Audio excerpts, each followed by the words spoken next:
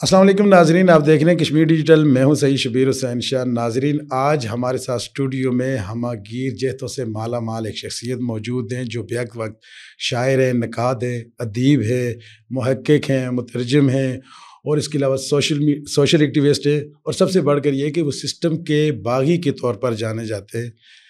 میری مراد عبدالبصیر تاجور صاحب سے۔ سر السلام علیکم۔ وعلیکم السلام۔ کیسے ہیں؟ اللہ کے کرم، بالکل خیریت سے، ٹھیک ٹھاک۔ اس لمبے چوڑے تعارف کے لیے بہت بہت شکریہ۔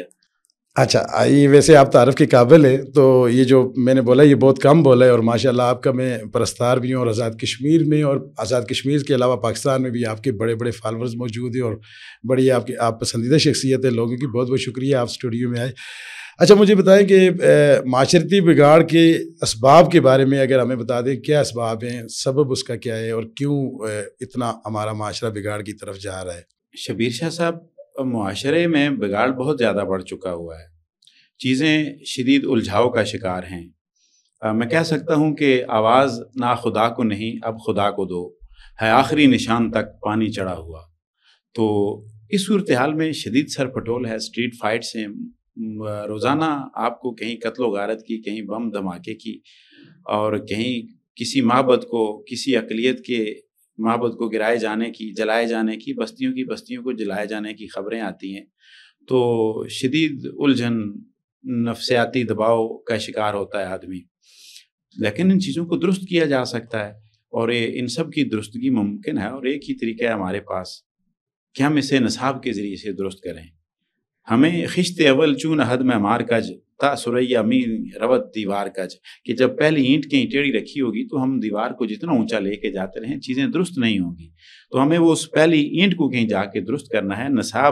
نصاب اور نصاب کہ ہمارے نصاب میں جو چیزیں مروجہ ہیں، ہم باقیوں کو نہیں دیکھتے، ہم صرف سارک ممالک اپنے پڑوسیوں جیسا تو کر لیں، اس لیول پہ تو جائیں۔ ہمیں نیچرل سائنسز کو فروغ دینا ہوگا، بقائے بامی کو فروغ دینا ہوگا، اور سب سے بڑھ کر ہم اختلاف ختم نہیں کر سکتے، اختلاف زندگی کا حسن ہے۔ اختلاف کا احترام کرنا ہم نئی نسل کو سکھائیں گے تو یہ بگاڑ سارا ختم ہو جائے گا، کہ ایک دوسرے کو مختلف الخیال لوگوں کے ساتھ، بچے، نئی نسل، بزرگ بھی، لیکن اگرچہ بزرگوں کی تبدیلی بہت مشکل ہوتی ہے ذہنی، لیکن آپ نئی نسل کو تو ایک نیا تھیم دے کے جائیں، آپ اپنے نصاب میں تبدیلی لائیں اور اختلاف کے احترام کروانے کا سکھائیں، لوگوں کو کم تر مت سمجھائیں، یہ سب چیزیں درست ہو جائیں۔ اچھا، تو کیا ایک نصاب میں تبدیلی لانے سے یہ ساری چیزیں ٹھیک ہو جائیں گی، معاشرتی بگاڑ ختم ہو جائے گا؟ نصاب میں دیکھیے، اگر تبدیلی آتی ہے تو سر دست جو ہمارا نصاب ہے یہ دنیا بھر میں بالکل منفرد ہے۔ ہم دنیا سے ایک پچھڑا ہوا معاشرہ ہے، کہیں پہ کچھ چیزیں ہماری کئی صدیاں پہلے ہیں، ان کو جھٹکنے کی ضرورت ہے۔ کچھ چیزیں پرانی ہو جانے پہ ہمیں ان کی ڈسٹنگ کرنا پڑتی ہے، انہیں رسٹ آؤٹ کرنا پڑتا ہے، ان کے زنگ اتارنے پڑتے ہیں۔ ہم بہت خوبصورت دین رکھنے والے لوگ ہیں جس کے ہاں اندر اجتہاد ہے، وقت کے ساتھ چلنے کی صلاحیت ہے، لیکن کچھ لوگوں نے اس پہ بندش رکھی ہے کہ ہم نے وقت کے ساتھ نہیں چلنا۔ تو بہت پرانے کپڑے لے کے آپ نئی مجلس میں جائیں گے تو آپ کی بدبو دور تک محسوس ہوگی، جو خود آپ کو محسوس نہیں ہو رہی ہوگی، کہ آپ کی ناک اس کے ساتھ سینکرونائزڈ ہو چکی ہوتی ہے۔ آپ کو لگتا ہے کہ باقی لوگ ویسے ناک بھون چڑھا رہے ہیں۔ تو ہمیں کچھ نہ کچھ چیزوں کو درست کرنا ہے اجتہاد کے ذریعے سے۔ جدید افکار کو جب تک ہم نہیں لائیں گے تو مردہ افکار کے ساتھ ہم بہت دیر تک آگے اس جنگ میں نہیں چل سکیں گے۔ اچھا، مجھے بتائیں کہ سماجی جو ہمارا جو سماج ہے، اس میں یہ جو فرسٹریشن بڑھ رہی ہے، اس کے اسباب کے بارے میں ہمیں بتائیں، کیا سبب ہیں ان کے، اور ان کے حل کے لیے بھی کوئی آپ چیزیں تجویز کریں گے؟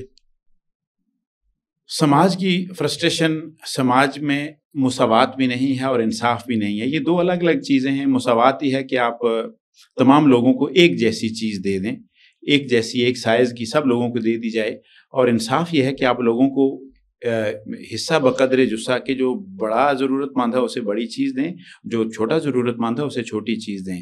معاشرے میں نا انصاف نظر آ رہا ہے اور نہ مساوات نظر آ رہی ہے، تو اس عدم توازن کے نتیجے میں لوگ فرسٹریشن کا شکار ہیں۔ وہ جب دیکھتے ہیں کہ امیر امیر تر ہوتا جا رہا ہے، غریب غریب تر ہوتا جا رہا ہے، اور مسائل اس لیے بڑھ رہے ہیں۔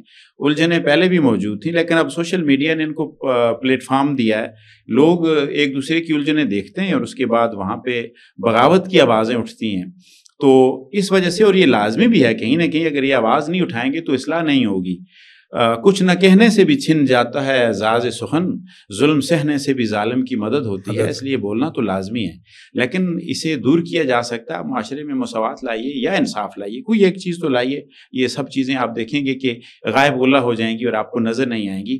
البتہ یہ بتدریج عمل ہے، یہ ایک دم نہیں ہو جائے گا، قسطوں کا عمل ہے اور قسطوں میں مکمل ہوگا۔ اور یہ جو سیاسی شخصیات ہیں جو ہمارے اوپر، ہمارے ایم ایل ایز ہیں، جو ہمارے وزیر اعظم ہیں یا ہمارے وزرائے کرام ہیں، یہ ان کے اوپر ذمہ داری عائد ہوتی ہے۔ اور تو مجھے بتائیں کہ آپ ایک سیاسی شخصیت میں کون سی خوبیاں دیکھنا چاہتے ہیں اور کون سی خوبیاں ان میں ہونی چاہیے، اس حوالے سے ذرا بتائیں گے ہمیں۔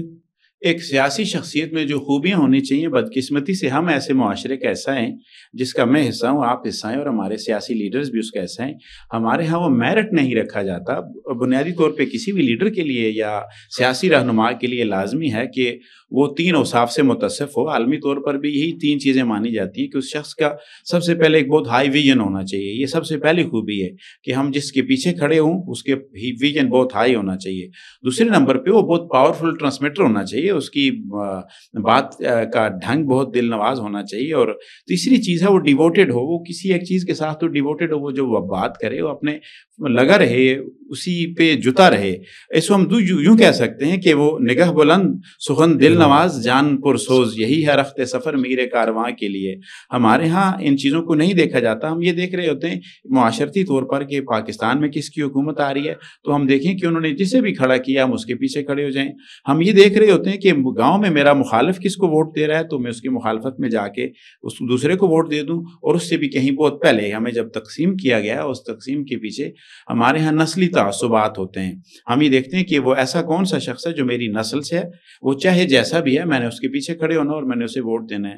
تو یہ دنیا کا کہیں پہ بھی میرٹ نہیں ہے، بہت پہلے ہوا کرتا تھا۔ یہ صدیوں پرانے افکار ہیں، صدیوں پرانے اطوار ہیں، صدیوں پرانا شعار ہے جو اب دنیا میں ناپید ہو چکا ہے، لیکن اس کے باوجود ہم اسی سے چپکے ہوئے ہیں اور ہم اسی پہ عمل کر رہے ہیں۔ تو نگاہ بلند سخن دل نواز جان پر سوز، یہی ہے رخت سفر میرے کارواں کے لیے۔ لیکن بدقسمتی سے ہمارے ہاں ہمارے لیڈر سخن دل نواز رکھتے ہیں، الیکشن سے پہلے تو انہیں آپ کے مرغوں کے نام تک آتے ہیں، آپ کے گھر میں چھوٹے چھوٹے امراض جو موجود ہیں وہ تک وہ اتنی شائستگی کے ساتھ بات کریں گے، آپ کو لگے کہ ان سے بڑا مسیحا کوئی نہیں ہے۔ لیکن یہ الگ بات کہ جو آپ کے مرغوں کے نام جاتا ہے، الیکشن کے بعد آپ اس کی صورت دیکھنے کو ترس جاتے ہیں، آپ اسے مل نہیں سکتے۔ تو بنیادی طور پہ جب آپ خود میرٹ پہ ووٹ نہیں دیں گے تو آپ میرٹ کی توقع بھی مت رکھیے۔ تو سیاسی لیڈر کے لیے وہی 3 چیزیں کہ وہ کیا ہو، ویژن اس کا ہائی ہو، ہائر ویژن والا شخص ہو، دوسرے نمبر پہ وہ پاورفل ٹرانسمیٹر ہو، اچھی طریقے سے اپنی بات اور دوسرے تک پہنچا سکتا ہو۔ یہاں پہ بہت سے ایسے لیڈر ہیں ان کی باتوں کی پھپتی اڑائی جاتی ہے، اور تیسری چیز ڈیووشن اس کے اندر ہونی چاہیے جو نہیں ہے۔ تاجور صاحب کی گفتگو سنی، انشاءاللہ ان کو پھر بھی اگلے پروگرام میں بھی تکلیف دیں گے اور ان سے گفتگو کا یہ سلسلہ جاری رہے گا۔ اگلے پروگرام تک کے لیے ہمیں اجازت دیں، اللہ حافظ۔